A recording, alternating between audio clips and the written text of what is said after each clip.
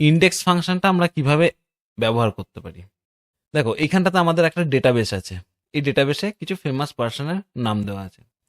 প্রথম থেকে আমরা 1 2 3 4 করে ধরে নেব। এই 1 2 3 4 গুলো হচ্ছে ইন্ডেক্স, অর্থাৎ এই লাইনটার রো নাম্বারগুলো 1 নম্বর 2 নম্বর 3 নম্বর 4 নম্বর 5 নম্বর 6 নম্বর 7 নম্বর, এগুলো হচ্ছে ইন্ডেক্স।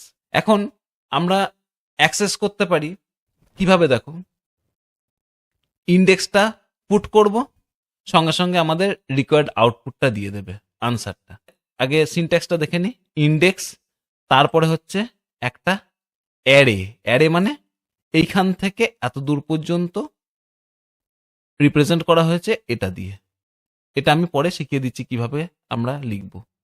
নেক্সট এই ঘরে লিখব কমা দিয়ে ইন্ডেক্স, কত নম্বর ইন্ডেক্স হবে 1 2 3 4 5 6 এর মধ্যে কোনটা হবে সেইটা আমরা বসাবো এইখানে।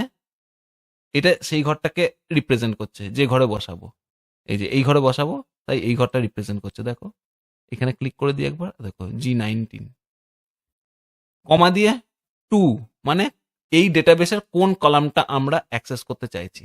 যদি আমরা লাস্ট নেম অ্যাক্সেস করতে চাই তাহলে 2 বসাবো, যদি ফার্স্ট নেম অ্যাক্সেস করতে চাই 1 বসাবো, যদি থার্ড নেম অ্যাক্সেস করতে চাই 3 বসাবো। তাহলে আমরা দেখি ফার্স্ট নেম 8 নম্বর ইন্ডেক্সে কে আছে দেখব। 8 নম্বর ইন্ডেক্সে ফার্স্ট নেম কার আছে দেখব। ফার্স্ট নেম মানে এইখানে 1 বসাবো, কলামের জায়গায় 1 বসাবো, 1 বসিয়ে দিলাম।